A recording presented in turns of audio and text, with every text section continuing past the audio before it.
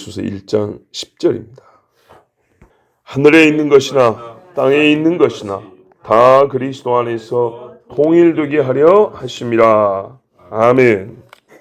이 말씀에 통일이라는 단어가 여러 신학자들에게 굉장히 매력적으로 들렸고, 그래서 여기서 괴상한 신학들이 나왔다 그랬습니다.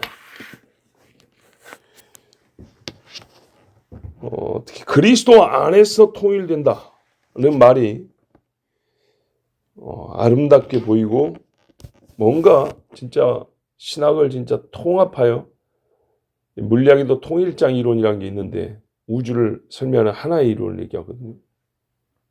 그런 것처럼 성경을 꿰는, 전체를 설명하는 딱 하나의 통일된 이론, 통일된 신학을 만들어낼 수 있는 그런 바탕이라고 생각하고, 아주 그냥 부푼 가슴을 안고 그런 신학을 만들어내는데, 그게 뭐냐면 그리스도 안에서 통일, 그리스도, 십자가, 통일, 전부 다 하나,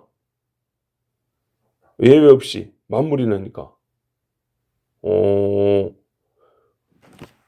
다 구원받고 다 화평하고, 누이 좋고 아니다, 너도 좋고 나도 좋고, 그런 세상. 그래서 급기야 사탄도 구원받고 모든 사람이 구원받고, 거기다가 피조물들이 다 처음에 그 아름다운 상태를 회복하는, 이렇게 이론들을 만들어냈어요. 이름하여 만인 구원설이 아니고, 그건 한국식 표현이고 만유 구원론이라고 그래요. 만유 구원론, 유니버설리즘이라 그래요. 모든 것을 하나 되게. 근데 과연 그러냐? 그런가요? 아닙니다. 왜냐하면 성경은 전체가 통일되는 것이지 내가 통일된 이론을 만들어내는 것이 아니고, 성경 전체가 통일성 있게 해석을 해야 되기 때문에 이 문구를 그렇게, 그러니까 10절 같은 말씀을 그런 식으로 해석하면 많이 틀려버립니다. 자, 먼저 보자고요. 하심이라. 뭘요? 하늘에 있는 것과 땅에 있는 것. 그렇죠? 이것들을 통일되게 하려 하심이라. 통일되게 하려 하심이라. 이게 목적이잖아요. 수단이 뭐였죠? 그리스도 안에서죠. 근데 그리스도 안에서가 좀 더 구체적으로 설명이 되어 있어요. 그게 뭐냐면 9절 보세요. 알리신 것. 알리신 것. 그죠? 즉 우리에게 그가 십자가에서 자신을 계시하신 것, 보이신 것, 은혜와 총명을 풍성하게 보이신 그 일, 그 일이 왜 그랬냐 했더니 하늘에 있는 것과 땅에 있는 것이 요 십자가 그리스도의 안에서 통일되게 하려고 보였다 그랬어요. 그죠? 그러면 여기서 물론 원문은 좀 달라요. 제가 읽어볼게요. 이는 시대들의 충만함의 분배의 경륜 가운데, 이게 9절의 후반부가 붙어 있어요. 때가 찬 경륜을 위하여. 우리는 어제 그 줄로 봤는데, 이제 제가 보기에 원문에는 이게 10절로 갖는 것 같아요. 그분께서 그리스도 안에서 모든 것들을 하나로 한데 모으려 하심이니, 통일되게가 한데 모으려 하심이니, 하늘에 있는 것들과 땅 위에 있는 것들과, 하나 더 있어요. 그분 안에 있는 것들까지도 모두 모으려 하심이라. 이렇게 되어 있어요. 통일하면 마치 한 모양, 한 성질, 진짜 하나로 만들어버리는, 한 가지, 하나라기보다는 한 가지로 만들어버리는 그런 느낌이 있어요. 그게 아니고요. 하나님 속에 있는 것과 나타난 것이 딱 마주 봤을 때 이질되지 아니하고요. 한 하나님에서 나온 한 뜻이라는 것이 서로 합치되게 보인다는 거죠. 그게 확인되게 된다는 거예요. 하나님 안에서 예정했잖아요. 그래서 나중에 미스터 롱빈 내가 구원한다 했다 이 말이죠. 역사 중에 얘가 구원받았고 딱 나와 있어요. 합치되죠. 이런 식의 통일을 얘기하는 거지. 뭐 남북 통일되는 것처럼 하나님의 속에 있던 뜻이 역사 중에 펼쳐져서 서로 이렇게 딱 마주했을 때 하나, 그 뜻이 이 뜻이죠. 이 일이 그 일이고 이것들이 하나님이 계획한 모든 것들이 하나도 빠짐없이 다 이루어져서 한 자리에 이런 것이지. 믿는 자나 믿지 않는 자나 하나님을 대적한 자나 사랑했던 자나 그 결과가 똑같다. 그런 의미의 통일 아니라고요. 1등자나 꼴등자가 똑같은 자 함께 상 똑같은 거 그런 말이 아니라고요. 그런 식의 통일을 생각하면 곤란합니다. 예, 그런 거 아닙니다. 이게 무슨 말이냐면 그리스도 안에서라는 말을 그리스도의 십자가가 모든 것을 다 하나 되게 해버렸다. 이런 식으로 하면 곤란하고요. 우리가 이전에 썼던 그리스도 안에서라는 그 맥락과 의미를 그대로 유지해야 됩니다. 갑자기 10절에 와가지고 그리스도 안에서가 모든 거 만사 오케이 장땡 이런 식으로 해석하면 안 된다 이거예요. 분명히 우리가 이 앞에서만 보더라도 굉장히 은혜스럽고 막 좋은 말씀들 막 그 긍정적인 느낌을 주는 말씀들이 많이 있지만 전부 다 한정적이고 조건적이었어요. 무슨 말이냐? 그리스도 안에 있는 성도들을 부를 때 얘기한 거였어요. 예수를 믿는 자를 말할 때 그리스도 안에서로 말했어요. 누가 삼위일체 하나님의 지금 은혜를 받고 있냐? 교회라고 부른 너희들 그리스도 안에 들어있어서 그죠? 하나님이 그리스도 안에서 자기의 뜻을 모으신 것을 그리스도 안에 들어와서 그것을 그대로 받은 자들 이렇게 한정적으로 쓰여졌는데 갑자기 그리스도 안에서 여기서는 그냥 모든 것을 다 수용하고 모든 것을 다 받아주는 것처럼 그렇게 무한한 의미로 확장되어서 10절에서만 전혀 하나님의 그렇게 허락하심이 없는데 그렇게 쓰면 곤란하다는 거죠. 이게 이전에 쓰였던 맥락들을 그대로 보존해 와서 해석을 해야지 여기서만 따로 그리스도 안에서를 별도로 다른 의미로 해석하면 안 된다 그 말입니다. 그런 근거가 없어요. 예. 손바닥만한 구름이 오나이다. 이거는 누가 봐도 문자적으로 구름이 저기 하늘에서 올랐다는 얘기죠. 그런데 구름같이 허다한 증인들 이 이야기일 때는 뭐예요? 사람을 구름으로 비유한 거잖아요. 이거는 우리가 글맛을 알잖아요. 글맛을. 그렇게 보는 거죠. 근데 여기서 그렇게 바뀔 때는 누가 봐도 이 말은 여기서 좀 전환돼서 다른 의미로 쓰이는구나 알 수 있는데 그리스도 안에서를 지금 이 전체 안에서 보면 그렇게 완전히 다른 의미로 바꿔서 해석할 이유가 없습니다. 근거도 없고. 자, 그게 또 왜 중요하냐? 우리 9절에는 때가 찬 경륜을 여기다 붙여놨는데 10절의 원문에는 그렇게 돼 있다 했어요. 시대들의 충만한 분배, 때가 찬 경륜. 하나님은 어느 때 뭐라고 어느 때 뭐라고 그랬단 말이죠. 여러분 이제 성경에 따라 다른데 그 밑에 참고 구절이 나와 있어요. 마가복음 1장 15절 빨간 글씨로 써진 성경 있습니까? 조그만하게. 옛날에 관주 성경이라고 했어요. 그거 뭐냐면 참고 유관한 성경 구절을 쫙 옆에다 적어놓은 거예요. 그건 이제 관주 성경이라고 그랬는데 여기도 지금 보통 우리 지금 보는 성경에도 몇 구절 이렇게 참고하라고 붙여져 있어요. 거기 보면 이렇게 있어. 마가복음 1장 15절을 보면 예수님이 이 땅에 오신 이야기라고요. 때가 참해. 때가 참해. 한번 봐보실래요? 그리스도는 이 땅에 육체로 오신 중보자로 오신 분을 얘기하는 거잖아요. 그렇죠? 그러면 그리스도를 얘기할 때는 마리아에게서 나신 하나님의 아들 예수를 생각해야 되는 거죠. 그러면은 때가 찼고 마가복음 1장 15절에 때가 찼고 하나님의 나라가 가까이 왔으니 회개하고 복음을 믿으라 하시더라. 그죠? 자, 예수님이 이 땅에 와가지고 때가 찬 경륜을 따라 이때 뭐하고 그때 뭐하고 하나님이 때가 참에 그 아들을 보내셨단 말이죠. 그 아들이 왜 왔냐 했을 때 그리스도가 한 일이 뭐냐? 모든 그리스도 한 일은 그리스도 안에 있죠. 회개하고 복음을 믿으라 분명히 이랬다고요. 그럼 그리스도 안에서라는 것은 그리스도 밖에서를 절대 허용하지 않고 그리스도 밖에 하나도 없다 했기 때문에 회개하고 복음을 믿으라는 예수님의 말씀이 그대로 유효한 그 상황을 얘기하는 거예요.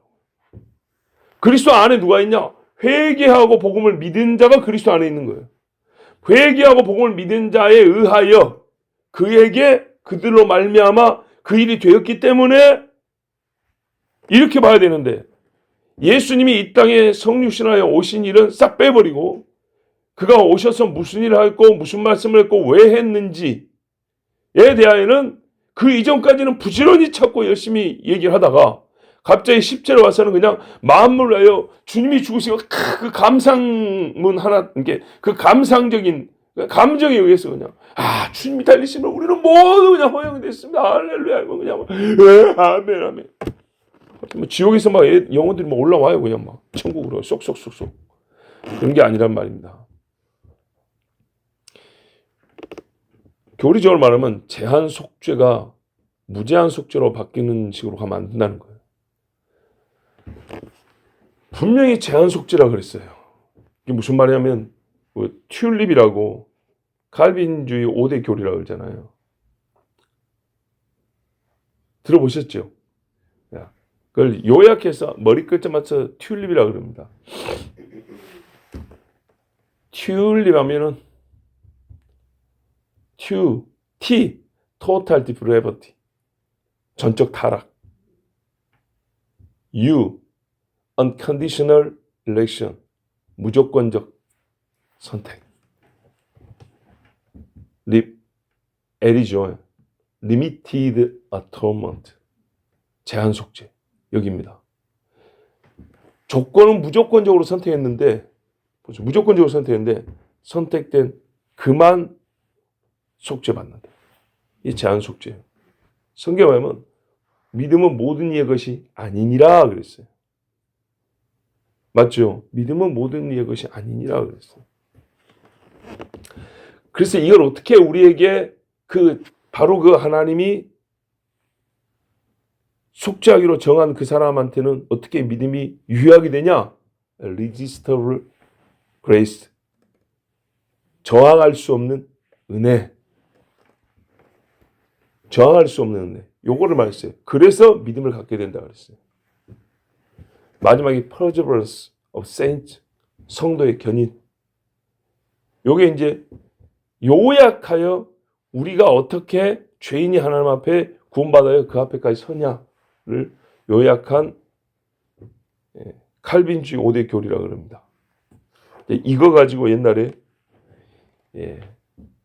한 500년 전에 선배들이 진짜 피 터지게 싸웠습니다.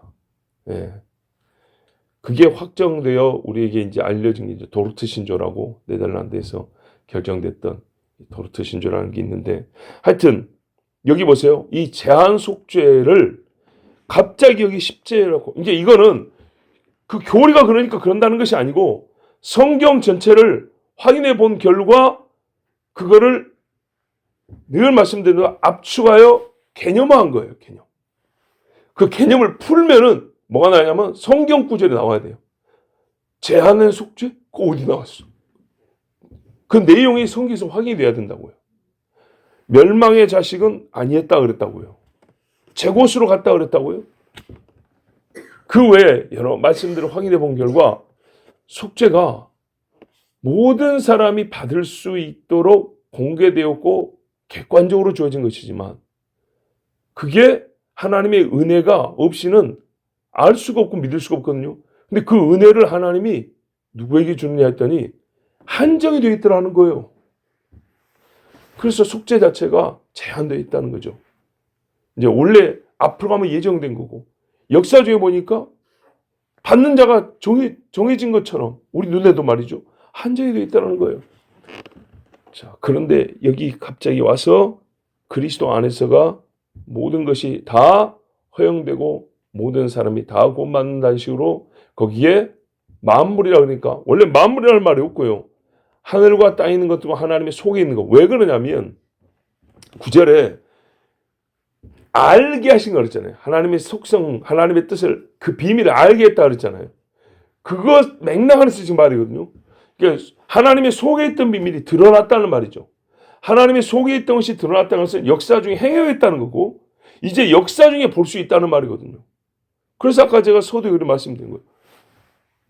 이제 하나님이 일을 하시고 그게 역사 중에 성취돼서 그 뜻과 이게 합치돼 딱 보인다는 겁니다. 예. 이래서 하나 이렇게 확인된다는 거예요. 그러니까 계시가 하나님의 속에 있던 뜻이 드러나는 것이고 그것이 이론으로만 보이는 게 아니라 역사의 실제 사건이 되어 우리 눈앞에 보이고 모든 이가 부인할 수 없는지라고 했잖아요. 누가 봐도 아하 그 뜻이 일이었고 일이 하나님의 속에 있는 뜻이었구나. 이게 확인돼요. 하나도 빠짐없이 우리 눈앞에 드러난다는 겁니다. 하나님의 뜻이 다 이루었다고 된다는 거죠. 그거를 먼저 생각해야 되는 거예요. 그거를. 자, 그리고 그리스도 안에서를 생각해 봅시다. 그리스도가 이 땅에 올 때에 예수님 말하면 그가 율법 아래에 나신 것은 그랬어요.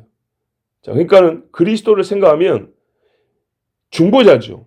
중보자라는 이야기를 할 때는 그가 무슨 일을 하실 것이고 왜 왔고에 대하여 율법이 가르쳐 줬어요. 그 율법 시대를 갑자기 건너뛰면 안 된다고요.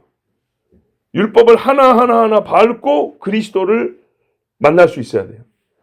율법 안에서 하나님의 뜻이 먼저 계시화됐고 나타나는데 거기에 어디 회개하지 않은 죄인, 하나님을 거역한 죄인들에 대하여 마치 모세처럼 다윗처럼 똑같이 대해준 데가 어딨냐고요.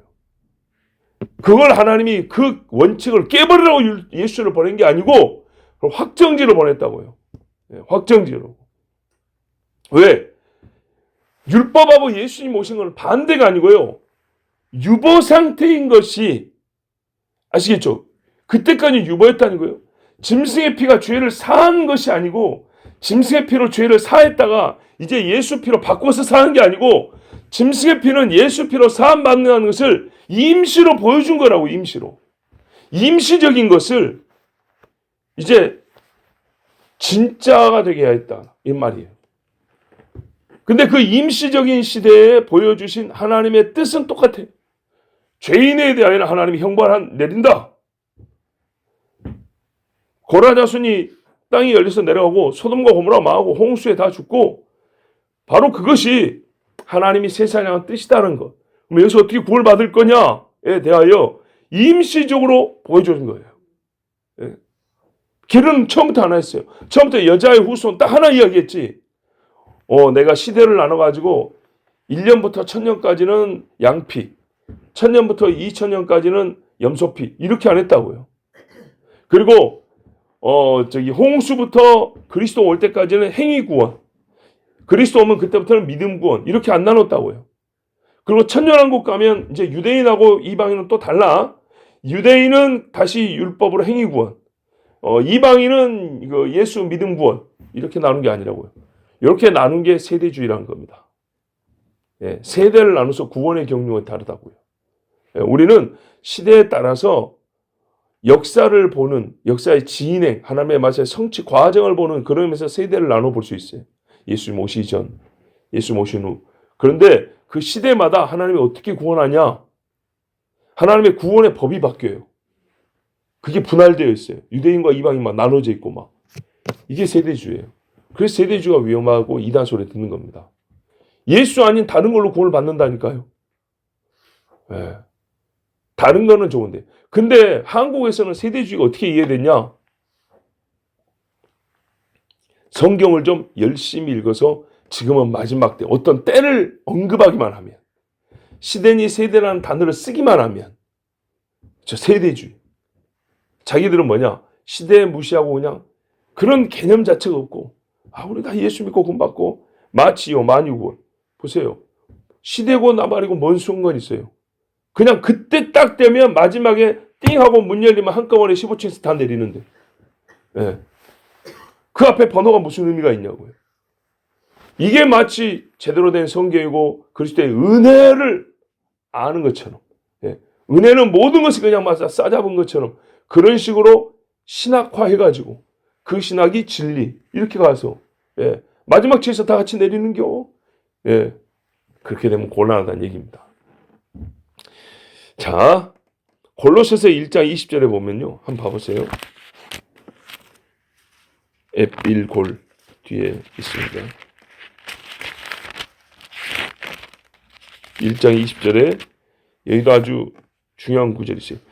그의 십자가의 피로 화평을 이루사 만물과 땅에 있는 것들이나 하늘에 있는 것들이 다 그로 말미암아 자기와 화목하게 되기를 기뻐하심이라.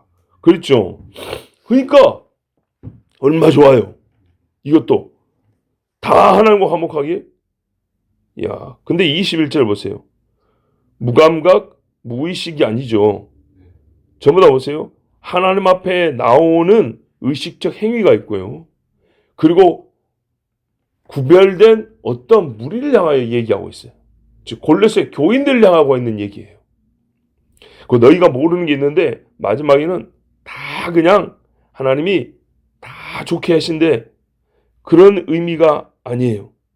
만일 그럴 것 같으면 23절 이야기가 왜 필요가 있습니까? 너희는 믿음에 가고 터 위에 굳게 서라. 그럴 필요 없습니다. 즉 예수 안 믿어도 된다는 말인데 그 사람들 말은 많이 구원론 자들은 예수 안 믿어도 된다니까요. 사탄도 구원받는다니까요. 타락한 이후로 하나님 앞에 끊임없이 대적하고 하나님의 영광을 끊임없이 도둑질하고 적그리스도까지 구원받는다 그 말이에요. 적그리스도까지. 성전에 자기를 가리켜 하나님이라는 그놈까지 구원받는다는 얘기예요. 이게 만물을 하나님께 화목하느냐? 그런 말이 아닙니다. 자, 로마서에 보면 하나님의 아들들이 나타나는 거 이렇게 돼 있어요. 하나님의 아들들. 하나님의 아들 그리스도만 얘기한 게 아니고 아들들. 구원받은 사람들이죠. 구원받은 사람들에 의하여 그 수가 차면 어떤 일이냐? 피조물이 허무한 데 굴복하는 것이 그친다 돼 있어요. 모든 이가 구원받는 게 아니고 하나님의 아들들이라고 불리는 그 사람들이 때가 되면 다 찬다는 겁니다. 그 사람들이 이제 나타난다. 하나님 속에 있던 그 뜻이 이루어서 다 구원받는 그 사람이 딱 수가 딱 차면 그때 피조물이 허무한데 사단에게 굴복하던 것이 그치고 원래 하나님이 주신 그 자유로 상태로 회복된다 이렇게 돼 있어요. 그러니까 여기에 만물들 이것들이 어떻게 변화를 받냐 어떤 일에 의하여 결과적으로 변화를 받냐니까 지옥에 간 사람들에 의해서 더 꼬꾸라지고 더 더러워진 게 아니고 구원받은 사람들과 함께 회복된다 돼 있어요. 그러니까는 인간 외에 이 자연 만물은 우리가 보고 있다는 이 지구와 우주라고 하는 이 자연 만물은 하나님께서 구원받은 원래 하나님의 자녀에게 살라고 주신 거란 말이죠. 그래서 이 사람들이 복된 상태로 변화되어 살아야 할 때 그 복된 상태에 맞게 이 만물도 회복이 된다 이 말이죠. 그때 거기다가 하나하나 그러면 쓸까요? 만물이라고 이렇게 통합적이고 포괄적 개념을 써야지 거기다가 아프리카 사자 회복될 것이며 벵갈 호랑이 회복될 것이며 시베리아 호랑이도 한국에서는 백두산 호랑이라 그러지 백두산 호랑이도 회복될 것이며 원숭이 57가지 종류가 다 회복될 것이며 해조류가 25만 3,800가지가 되는데 그것도 다 회복 이렇게 다 일일이 쓸까요? 그렇지 않죠? 그거를 다 만물 이렇게 부른 거예요. 그런데 거기에 나도 좀 끼어하고 사탄 끼는 만들고 귀신 끼어는 만든다는 얘기입니다. 왜냐하면 그 앞에 이미 한정된 의미라는 걸 가르쳐 줬고 그 한정된 사람들 구원받은 그 사람들과 함께 그 사람들이 있어야 될 곳에 대한 변화를 얘기했기 때문에 여기서 만물이라는 것은 그 사람들 반대에 있는 존재들과는 상관없다는 것이 성경에서 이미 그 앞에 이렇게 구분을 해놨단 말입니다. 근데 이 10절 같은 말씀에서 갑자기 그 막을 터버리면 안 된다 이 말이죠. 자, 성육신의 때 성육신하여 이 땅에 살아가신 그 모든 일과 무관하여 생각하면 안 되고요. 이때가 오기까지의 역사, 계시를 전체를 다 무시하면 안 된다는 겁니다. 그리고 아까 만물도 어떤 의미에서 만물인지 지금 아까 금방 설명해 드렸죠. 예. 그리고 그리스도 안에서라는 말을 다시 한번 말씀드려요. 이미 그 전에 회개하여 믿는 자들을 지칭하는 그들이 어디에 있는가, 어디에 소속되어 있는가를 말할 때 성경이 일관성 있게 그렇게 썼는데 갑자기 10절에 와서 그리스도 밖에 있는 자, 그리스도를 거부한 자, 그리스도를 저주한 자, 죽인 자가 여기서 갑자기 그냥 천막 찍고 그냥 들어오듯이 이렇게 들어오게 해서는 안 된다는 겁니다. 우리가 하나님의 복음을 전하는 것을 제한 없이 하는 거하고 그리스도 안에서의 제한된 인원이 있다는 것은 다른 말입니다. 우리의 바램을 하나님의 뜻을 무시하면서까지 그냥 집어넣으면 안 되는데 정말 영혼을 사랑하여 구원받았으면 하는 그런 의미에서 하는 것도 아니고 그냥 사람의 입맛에 맞는 신학을 만들어내는 그런 자들은 그리스도 밖에 있는 자들입니다. 마치 착한 일 하면 좋은 데 가야죠 하는 사람들은 듣기 얼마나 좋습니까? 자기뿐만 아니라 모든 사람에게 자기가 무슨 하나님 돼가지고 막 구원시켜주는 것처럼 막 칭송을 듣고 막 사람들 얼굴을 밝게 할 겁니다. 그러나 파고들면 본인도 구원받을 길을 스스로 막아버린 것처럼 그런 이상한 이론, 잘못된 교리를 따라가면 구원 못 받습니다. 예. 하나님 말씀 안에 우리가 있기를 힘써야 되겠습니다. 기도하겠습니다. 아버지 하나님 감사합니다. 주께서 오늘도 우리를 사랑하시고 기뻐하셔서 부르시고 듣게 하시고 하나님의 또한 계시를 그 속에 있는 뜻을 알려주셔서 감사합니다.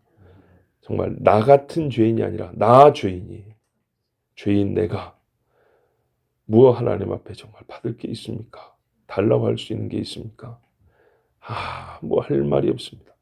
만입이 내게 있어도 할 말이 없는 주제이기 때문에 하나님 주신 은혜는 만입이 내게 있어도 찬송하기 부족합니다. 괴악한 말로 사람이 만든 가짜 교리 그것으로 미혹하지 말고 스스로 지옥 갈 길을 넓히지 말고 정말 만입을 가지고 하나님을 찬송하기를 주님 하신 일을 온전히 받고 그대로 주님 앞에 찬송으로 영광 돌리기를 힘쓰게 하옵소서. 네 말로 네가 구원을 받고 네 말로 망한다 했습니다. 우리의 말이 우리 구원의 진리에 대하여 아멘하여 구원받게 정말 복된 입술이 되게 하옵소서. 예수 그리스도의 이름으로 기도하옵나이다. 아멘.